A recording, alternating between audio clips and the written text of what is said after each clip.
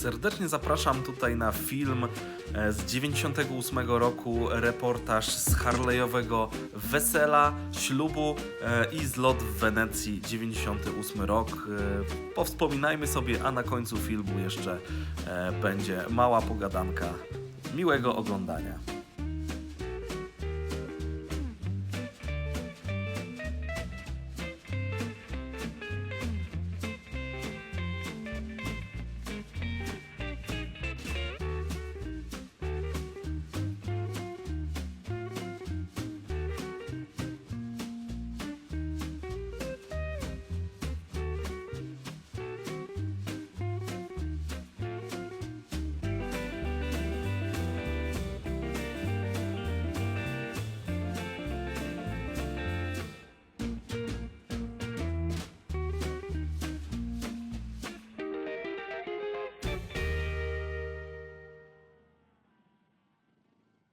To był najpiękniejszy ślub na świecie, nie? Nie widziałem już tak pięknego ślubu. To był ślub taki, jaki chciałem mieć. Stwierdziłem, że to jest moja żona, to jest moja miłość, a Harley też jest moją miłością. Że po prostu to wszystko musi być razem. Nie można się ubrać w garnitur i udawać, że się jest innym człowiekiem w jeden dzień. Dlatego przyszedłem do tego urzędu tak normalnie jeżdżę Harley'em i to była wielka sensacja tam, bo kask przy pasie, skóra, barwy klubowe na sobie, rękawiczki krótkie z kolcami i tak dalej.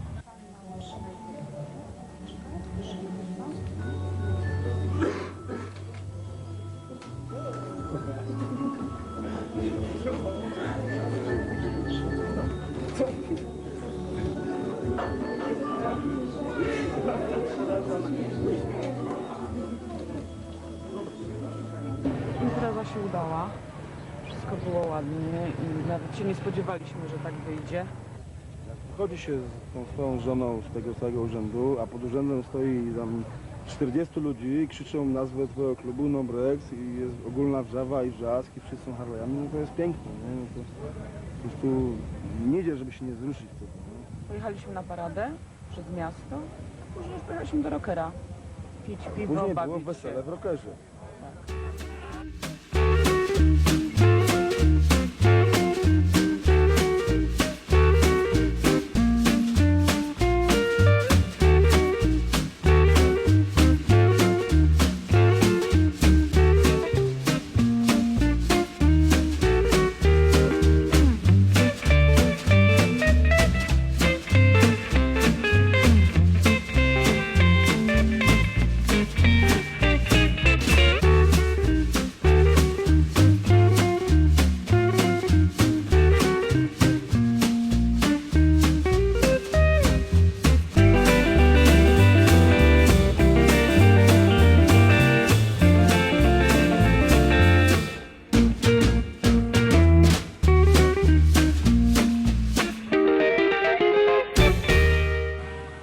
Nigdy nie byłem na ślubie, w którym coś mi gdzieś tam grało, nie?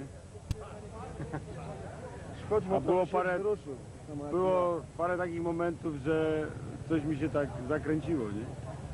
Było po prostu fajnie. No jeżdżę czasami na zloty, też się dobrze bawię. To nie można powiedzieć, że kobieta Lubię. podziela zabawę czy coś takiego, bo po prostu dla mnie to jest coś tak ważnego, że to nie jest jak rodzina na przykład. Rodzina jest ważniejsza, ale potem zaraz jest Harley i klub. To normalny człowiek, który żyje jakimś takim swoim życiem i nie ma tego motocykla, i nie ma tego klubu, nie ma takich przyjaciół, nie wie co to jest. To na mój ślub przyjechało tych ludzi 150 z całej Polski i to wszyscy są dobrzy Nie przyjaciele tylko z nasi. Polski. Znaczy, no, z Kanady, Kanady na przykład. Z No, Niemiec akurat przyjechali dwóch specjalnie mieszka na w tą Kanadzie, członków imprezę, klubu więc i oni przyjechali do nas też. I to jest piękne, się wychodzi, widzieć tylu ludzi, to wtedy wiem, że to co robię to jest słuszne, że ten cel jakiś tam dobrze jest obrany po prostu. Jestem żonaty i mam 4 dzieci jeszcze na dodatek. Mały z Kanadoli? Jestem bardzo szczęśliwym małżonkiem. Były takie podejścia, kup mi motocykl. Który motocykl? No w tym katalogu po prostu ten. Ten jest najdroższy, jaki jest, ja takiego nie mam. No, nie, ja chcę ten. Także już są powoli podejścia do tego, żeby kupić motocykl. Nie? Ja wiem, że w końcu ten motocykl będzie. No może nie będzie takiego, jak ona chciała, ale jakiś sportster, taki po prostu na początek. bardziej na pewno. damski. Znaczy nie damski, ciężki. tańszy. Jeździłabyś wtedy? Też szybki. Jeździłabym. Chyba bym nawet wolała sama jeździć i prowadzić motocykl niż jechać z Tomkiem, bo trochę jeździ szybko jednak. Ja się boję.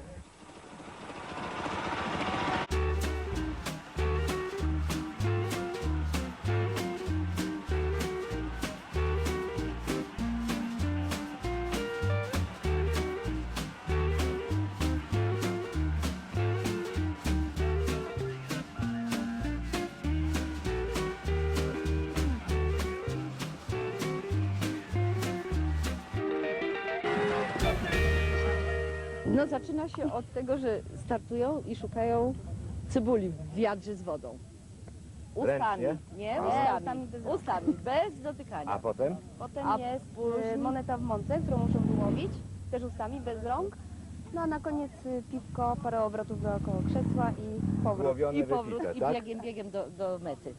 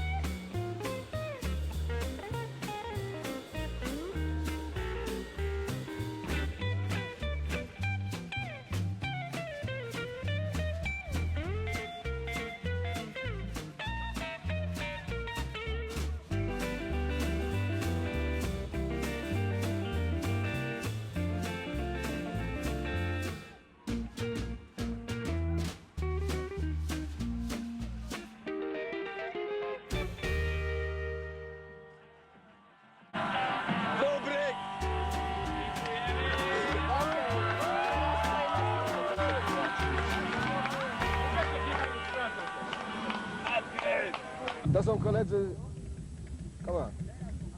koledzy z Niemiec, harlejowcy, z Oldenburga. To jest ciekawy kolega, mój serdeczny przyjaciel z Amsterdamu, Nico Harbering. Ik was niet in Polen, ik was Ich habe zum das Beispiel erzählt schon. 20 Jahre geleden was ich auch hier in Goldstein und To jest już to, co mówiłem, że on w 73, 4, 5 i 6 roku na naszych zlotach harlejowskich w Polsce bywał, a teraz po 22 latach przyjechał znowu do Polski. That is a very big club in Holland. It's called the Harley Davidson Club Netherlands. It's a very big club. Największym in Holland. klubem w Holandii jest Harley Davidson Then Club, we have Harley Davidson Club Netherlands. How many members they have? I think 2,000, 2,500. Oni mają 2000 członków, więcej jak 2000 członków w klubie Harley Davidson Netherlands. W tamtym roku obchodzi 35-lecie, to się tam spotkaliśmy w Tolbert w Holandii.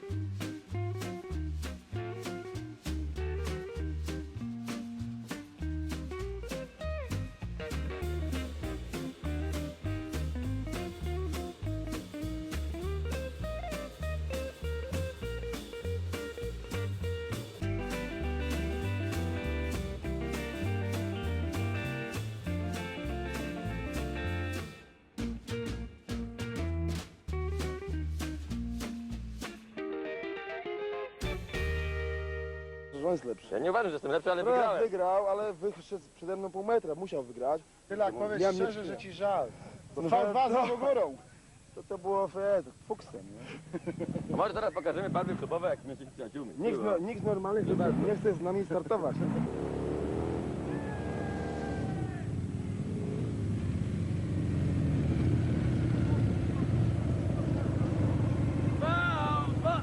Myśmy zaczęli cały ruch harlejowski w Polsce w końcu lat 60. Ale to było To takie się- podziemie. To było trochę podziemie ze względu na motocykl, na markę motocykla. Nie byliśmy specjalnie kochani przez władzę. Wolałyby na pewno, żeby jeździli jakimiś rosyjskimi motocyklami. Ale zaczęło się wszystko w Warszawie w 68 roku. Pierwszy taki zlot duży, międzynarodowy, harlejowski odbył się w 72 roku w Tucholi. I na ten zlot już pierwszy raz przyjechali do nas i Niemcy, i Holendrzy, i Szwedzi, i Czesi.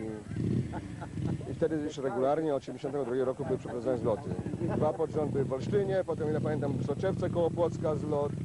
Potem ja jako prezes klubu wrocławskiego urządziłem zlot w 76, 7 i 8 w Mirosławicach koło Wrocławia.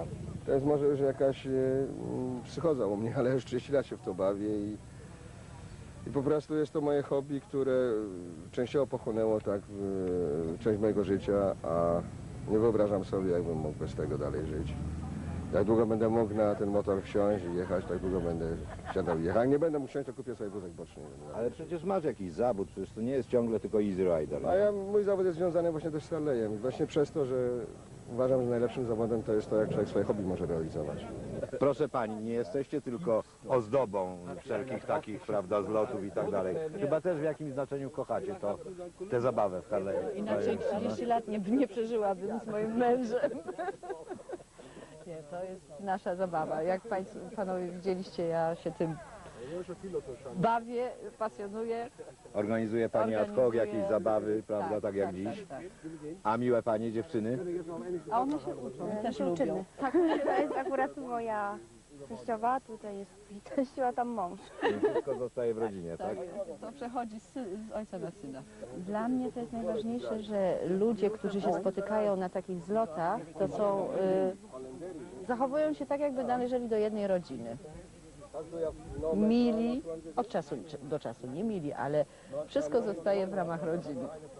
I to jest bardzo fajna, i atmosfera jest bardzo przyjemna, i muzyka, i zabawa, i rozmowy, i wszyscy są uśmiechnięci. kilometry, nadal się Tak, przyjaźnimy. mimo że spotykamy się tylko kilka razy w roku, jesteśmy ciągle przyjaciółmi. To jest moja pierwsza zachodnia, że tak powiem, przyjaciółka, którą poznałam 25 lat temu. Pierwszy raz zorganizowaliśmy wtedy zjazd w Polsce i oni przyjechali. Od tego czasu jesteśmy w kontakcie. Ich kom van Amsterdam. En, That's it. Op de Harley, Max. en wat maat? Harley? Ja, ich kann Harley fahren, maar meine Mann hier reist. Ja. Ja? Ale też z mężczyzną, a nie sama na motorze. Nie, ona jeździ też sama na motorze. Jeździła wcześniej, przyjeżdżała też wcześniej na motorze sama, a w tej chwili jest tylko już z mężem. W tej chwili. Natomiast Harley'ami oni byli w klubie Amsterdam, wtedy jak myśmy ich poznali.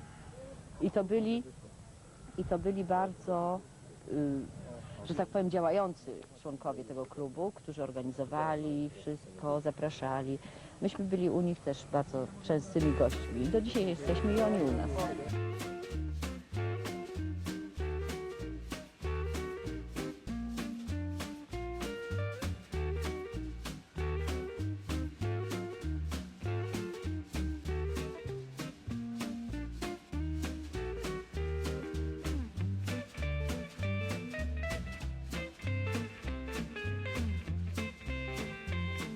I głównie jeździliśmy na starych maszynach, które główną podstawową maszyną był model WLA z II wojny światowej, który trafił do Polski poprzez Murmańsk, w które była wyposażona ta armia polska tam ze wschodu, a potem jeździło na nich i wojsko, i policja, i straż pożarna nawet. Moja pierwsza maszyna właśnie była ze straży pożarnej.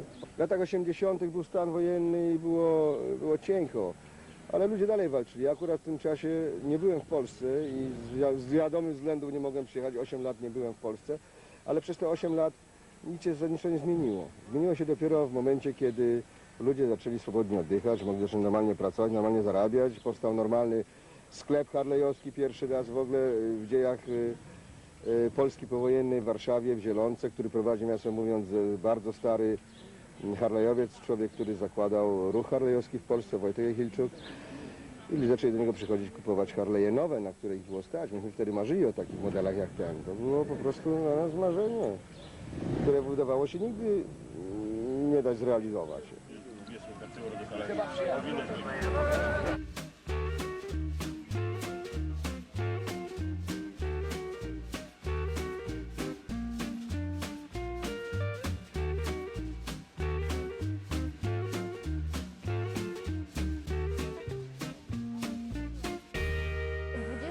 Lat to moda harlejowska polegała na tym, że się miało czarne dżinsy i coś tam białego czy harlejowskiego. Natomiast w tej chwili to młode dziewczyny to wymyślają bardzo dużo różnych dziwnych rzeczy i nawet już, że tak powiem, jak to się mówi, Lejda? Skóra. Skóra jest bardzo modna. Ale nie macie akurat Ale my skóry. nie, bo Należy my jesteśmy tradycjonalistki, a one się po prostu nie lubią przepadać przy słońcu. Tak, jest jakaś taka próba walki pokoleniowej. Nie ma walki. Nie ma walki. Starsze po prostu się dostosowują. Może ja się odwrócę? A tatuaże? Masz tatuaż? Tatuaż to było coś, czego ja nie akceptowałam. Bardzo długo, a w tej chwili od 2 lat akceptuję to, ale sama nie robię. Teraz się nowe pokolenie harlejowców patrzy bardzo mocno na wzory zachodnie. Jeden klub to jest klub ludzi, powiedziałbym, poważnych, który istnieje na całym świecie, jest popierany przez firmę Harley Davidson, tak zwany HOG, Harley Owner Group. Duża grupa mocna w Warszawie, której prezydent Wojtek Piotrowicz zaszczycił nas swoją obecnością tutaj z paroma swoimi członkami, którzy organizują też bardzo ładne i fajne zloty.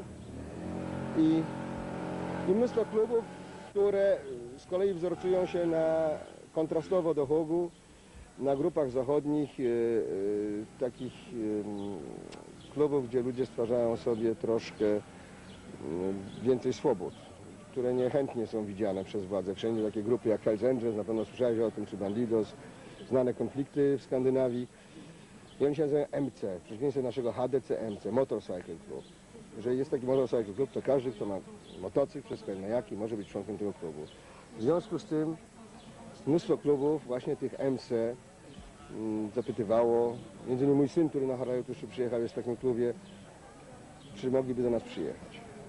Gdybyśmy powiedzieli, że mogą przyjechać tylko Harleje, to oni solidarnie z kolegami, którzy by nie mogli przyjechać, powiedzieli, to my też nie przyjeżdżamy. Musieliśmy przemyśleć sprawę, jak to zrobić. Można zrobić w ten sposób, że można ich wpuścić na zlot i kazać im postawić motocykle na zamkniętym parkingu. To jest nawet pewnego rodzaju dyskryminacja. Powiedziałem, co tu dyskryminować? W końcu motocykl jest motocyklem. To, że my się kochamy w Harlejach, to jest nasza sprawa. To są fajni ludzie, których my znamy. Możemy zaręczyć za nich, że nie będą robili jakichś tutaj nam nieprzyjemnych historii. I w związku z tym wpuściliśmy ich wszystkich. Jak się przekonaliśmy, są ludzie, którzy się dopasowują do nas.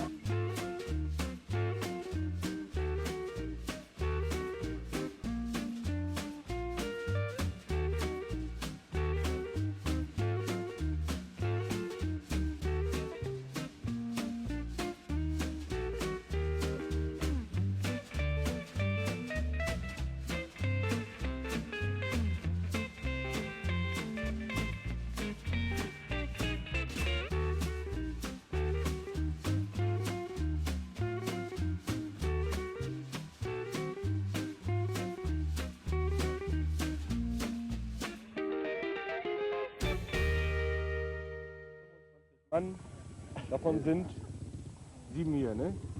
Ja. My nie jesteśmy klubem jako takim, w znaczeniu takim, jak to się rozumie przez klub. Jesteśmy tak zwanym Stammtischem, czyli spotykamy się regularnie w tym samym miejscu co 2 tygodnie. Jest nas 26, ja też tam w tym uczestniczę i z tej grupy 7 osób, 7 motocykli przyjechało na zlot do Wenecji. Byliśmy razem w Stanach Zjednoczonych, zobaczcie motocykle ze sobą, byliśmy w Sturgis na największym zlocie na świecie, w którym wzięło udział 400 000 ludzi. w Polsce?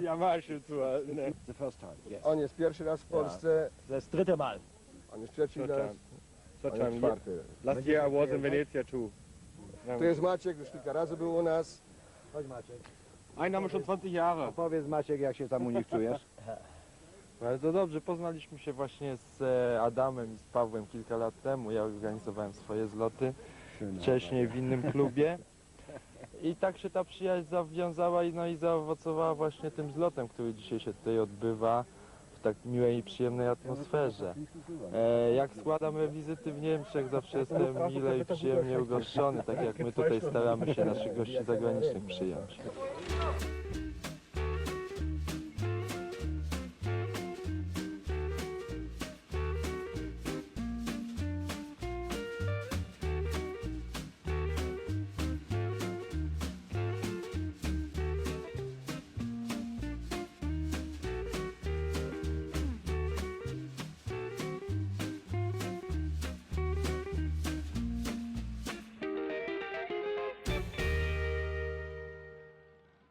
Prawdziwy Harleyowiec to jest człowiek, który po fabryce musi poprawić. Ten, który nie poprawia, nie ma kłopotów, siada i jedzie. Ten, zaczyna poprawiać, zaczyna mieć kłopoty, ale... To poprawiałeś swoim egzemplarzem. A to jest wszystko praktycznie ulepszone, zmienione.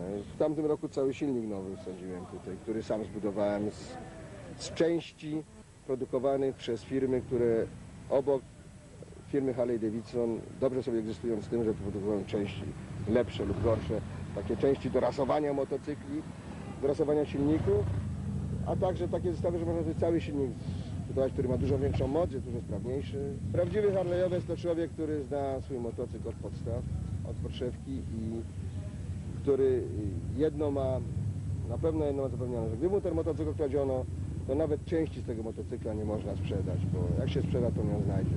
A kradną Harley'e? Kradną. Coraz więcej kradną Harley'e, trzeba nie uważać już. Na zachodzie bardzo kradną Harley'e, w Stanach Zjednoczonych też bardzo kradną. W Polsce pewne środowiska, które zajmują się łatwym chlebem, coraz łakomszym okiem patrzą na Harley'a. Ilu was jest na świecie? A Miłośników tych motorów.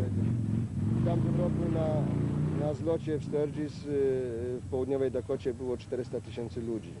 Raz w roku któryś z klubów europejskich harlejowskich urządza tak zwane Super Rally. W tym roku miało to miejsce miesiąc temu w Belgii, 2 lata temu w Szwecji, 3 lata temu w Austrii, 4 lata temu w Danii. W przyszłym roku nie wiem dokładnie, że ma być slot. Słyszałem. Czy Polska może kiedyś znaleźć Przyjeżdża się? tak mniej więcej 20 000 Harley na taki slot. Czy w Polsce można coś takiego planować w przyszłości? W przyszłości może tak, ale na razie jeszcze chyba nie. Jeszcze mamy za mały wpływ Federacji Europejskiej Harley Davidson, żeby oni zgodzili się na to, żebyśmy robili zlot. W końcu zrobić taki zlot to ogromna praca, a jednocześnie to będziemy się bujali, zarabia się na tym bardzo duże pieniądze. I niechętnie duże kluby chcą oddać profit.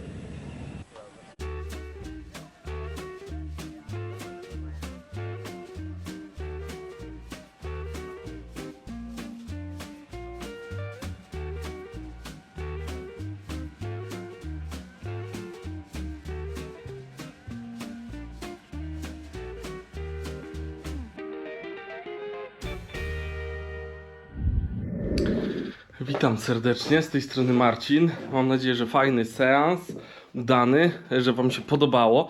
Tak dziwnie połączone, bo to jest kawałek wesela, ślubu w zasadzie kolegi świętej pamięci Dylaka. Ja mam też z tego ślubu, wesela, ślubu, tak. Mamy jeszcze cały film, więc kiedyś może go wypuszczę. On też gdzieś był wyemitowany w TVP3. Tam chłopaki gdzieś mieli dobre dojście do kogoś. No i fajnie pooglądać sobie. Fajnie sobie to pooglądać, przypominać jak to kiedyś wyglądało, jak tutaj młodzi, niektórzy motocykliści wyglądali, no niektórych już nie ma z nami, ale jeszcze cała masa żyje osób.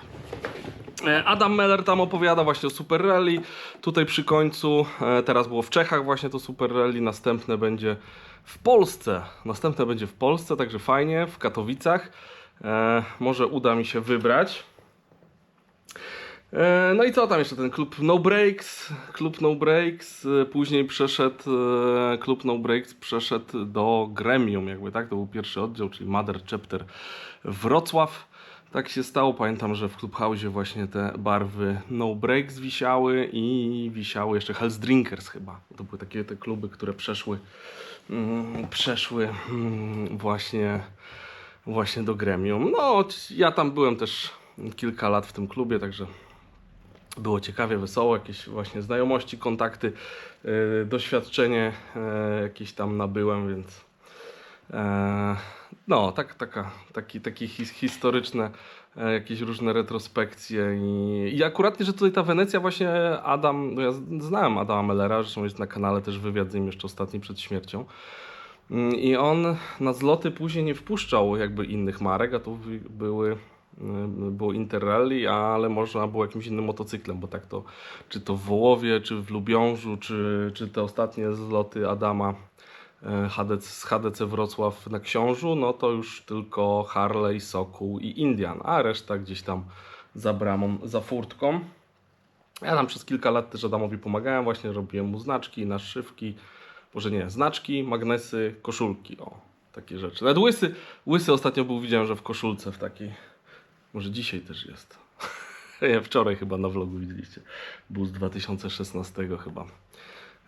Z lotu, takie ten. Także myślę, że jeszcze będą jakieś, to jest taki dział właśnie tych starych zlotowych tych. Można było zobaczyć, jakie konkurencje tam były ciekawe.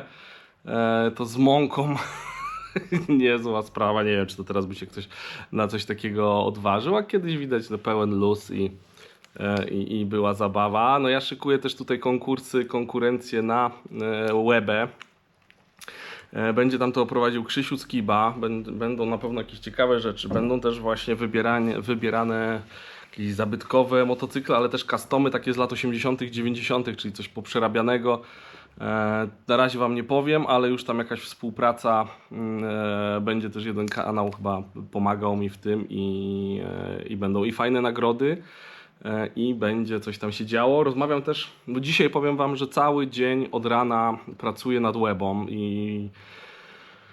bo gdzieś tam odkopałem, kolega z energetyki zadzwonił, że mówi, co z tymi wnioskami, a ja patrzę, mówię, nie no, wydrukowałem sobie wnioski, jeden nawet wypełniłem, położyłem, zapomniałem i nie wysłałem tego, więc wypełniłem te wnioski, bo tam mamy 4 przyłącza po 40 kW w Łebie, żeby prąd, więc to wypełniłem, wysłałem.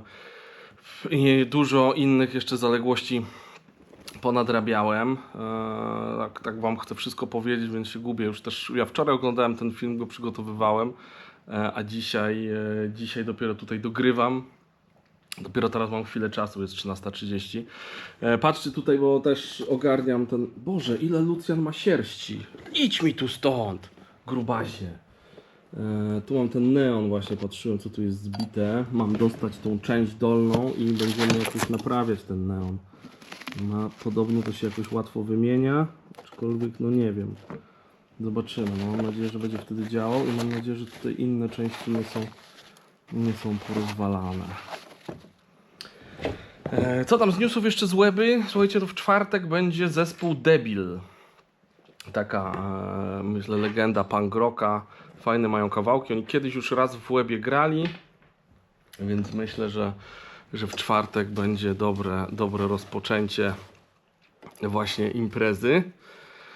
Dogrywam tam też właśnie, będzie toalet, będzie chyba 60 toalet, będą czyszczone 2 razy dziennie, będą 2 kontenery z prysznicami, łącznie 20 pryszniców, będą umywalnie, będą pisuary.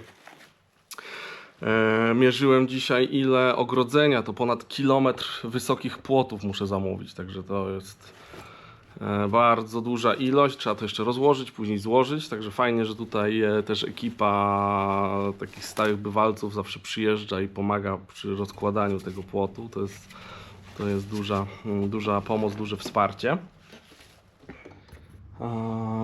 Co tam, słuchajcie, no muszę zrobić film tutaj z tym fatty bike'iem, jak sobie jeżdżę, mam paczka ze Stanów przyszła, jest Grzesiu, wczoraj tego policjanta, bo wczoraj robiłem zdjęcia do białej karty, a dzisiaj już widzę, że w Empiku są do odebrania zdjęcia, więc to będę musiał też ogarnąć. O, dzień dobry Grzegorzu. Jak tam paczki? Idą do przodu. Paczki idą do przodu. Jeszcze myślałem, żeby dzisiaj się przejechać tym Fatboyem, ale już chyba nie ogarnę tego. Może odpalimy chociaż sobie Heritage'a na chwilę.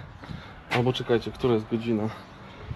Która jest godzina? Mamy, tylko że ja tutaj uchwyty... Nie, tutaj... Gdzie były uchwyty do kamer? Nie, tam nie.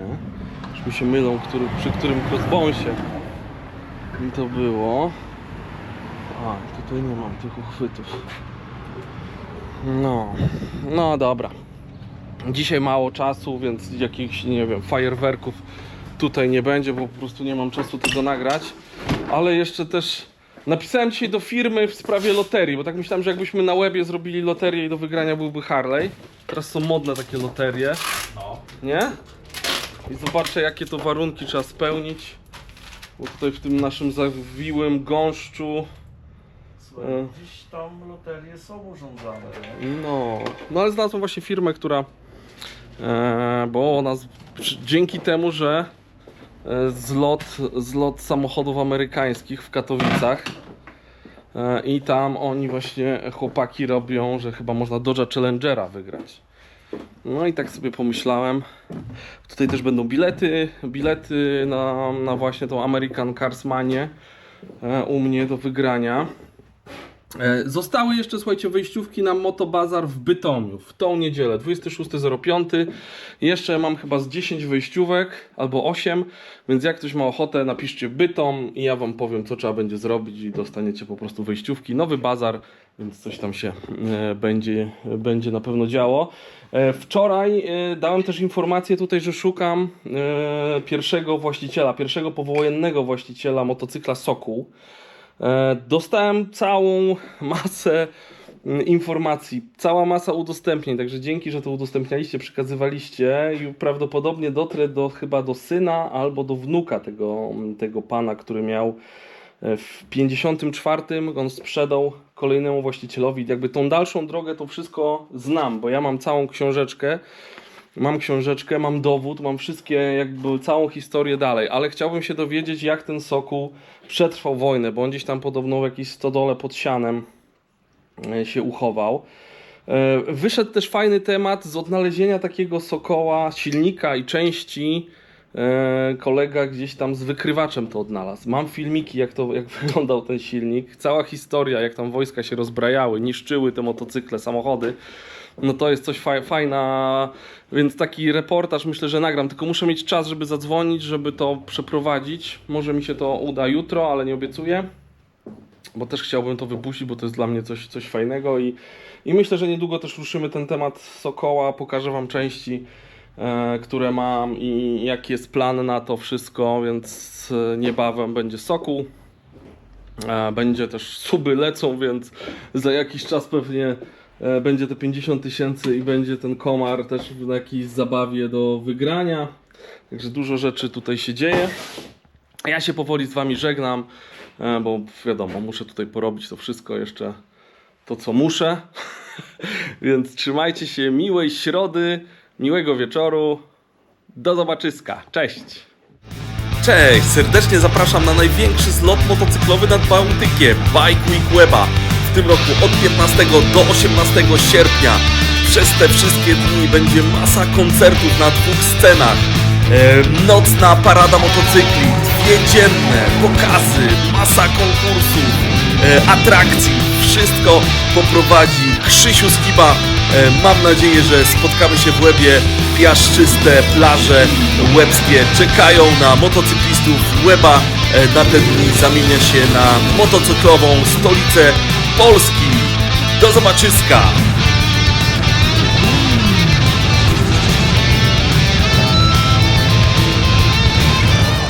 Hej chłopaki, hej dziewczyny, nie bójcie się benzyny, bowiem w dniach 15-18 sierpnia, cudowny, kultowy weekend, odbywa się motocyklowa impreza, największa impreza nad polskim morzem z udziałem motocykli, czyli Bike Week Weba. Ja tam będę i wy, mam nadzieję, też będziecie. Jak zwykle konkursy, koncert kultowych kapeli rockowych, zabawa, szaleństwo, ekstaza i paranoja. Krzysiek Skiba, zapraszam serdecznie.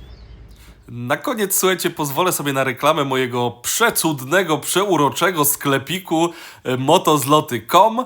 Jeżeli szukasz pomysłu na prezent, na podarek dla siebie, dla bliskiego, dla faceta, dla męża, dla chłopaka, dla dziadka, wujka, babci, stryjka, to idealnie trafiłeś.